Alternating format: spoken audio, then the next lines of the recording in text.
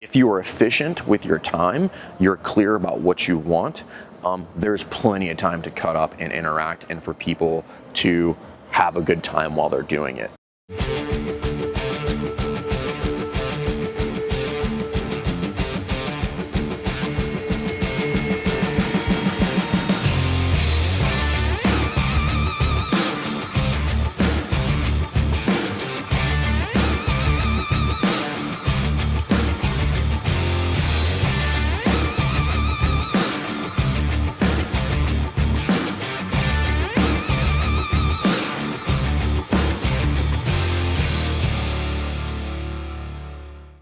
What up, everybody? Welcome back to Jerk Walk Talk. I'm Jason Fernandez, obviously here at Crossfit Rife. Today I want to talk, I got this question a couple weeks ago with regard to kind of group management and managing classes, and I've had a couple different questions about it at level 2s too.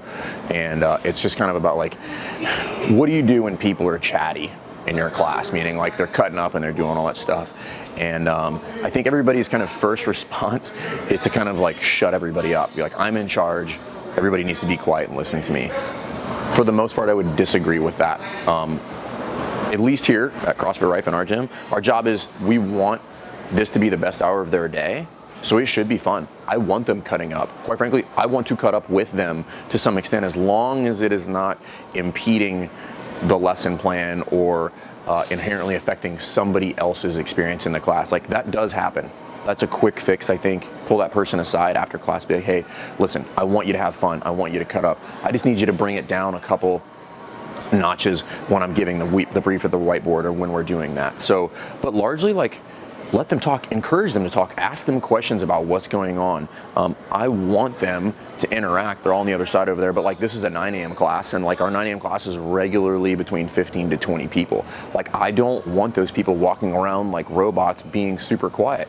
Turn the music up, let them cut up, just shuffle them along as they're interacting with each other. Be like, hey guys, talk all you want, but talk and move at the same time. And I think most people are way too quick to treat this like kind of like a boot camp atmosphere. And on the flip side of that, I don't want the thing to be a total goat rope either. There should still be structure, but it should be fun. And that's a really, really fine line to try to balance and walk. But it can be done, and it can be done really, really effectively. And part of that is with a lesson plan. Part of that is being very, very clear about what you want done, so there's no confusion. If you are efficient with your time, you're clear about what you want, there's plenty of time to cut up and interact and for people to have a good time while they're doing it. Jared is one of our better coaches at facilitating that. He just has a good time with everybody. He's just a funny dude, and but he's still got a tight timeline. So right now he's over on the other side of the door over there, and they're going over some stuff. But it's one of those things where like I'm confused as to why you would want people to be quiet. I get that you have something to say, and there's a time and a place for that. So the whiteboard should largely be like paying attention, right, when you're given the WOD brief. But there's going to be questions there, and feel free to joke there, because I set the tone at the whiteboard. So if it's like this at the whiteboard, like, nobody wants to do that. That's boring and not fun.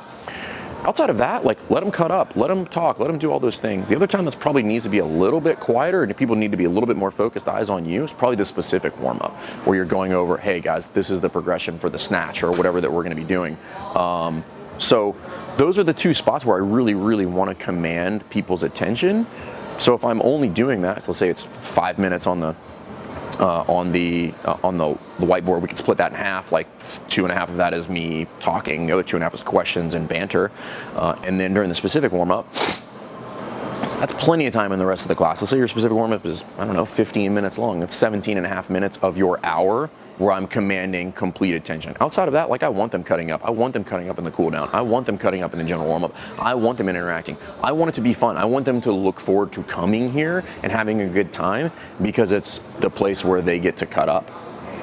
So don't be so quick to squash that. This isn't boot camp. Don't treat it like boot camp. Don't talk to your people like they're sailors or Marines and they're 18, okay? Talk to them like adults. Engage with them.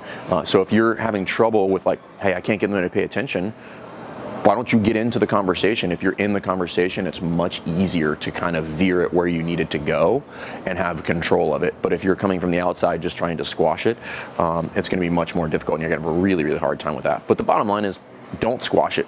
encourage it, just control it. Just control it. So I get that question a lot. I think it's kind of a weird one, but I figured I would address it because there are people that do have problems with it.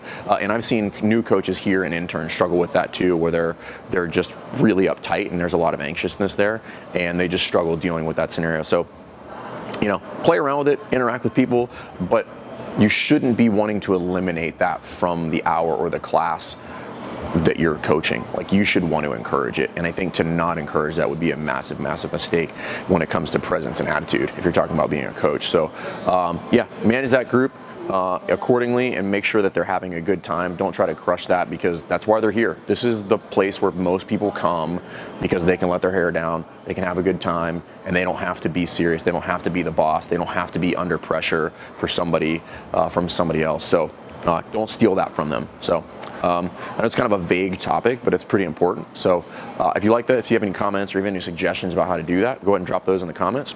If you like this stuff, please subscribe to the YouTube channel. All right, guys, see you next time. Thanks.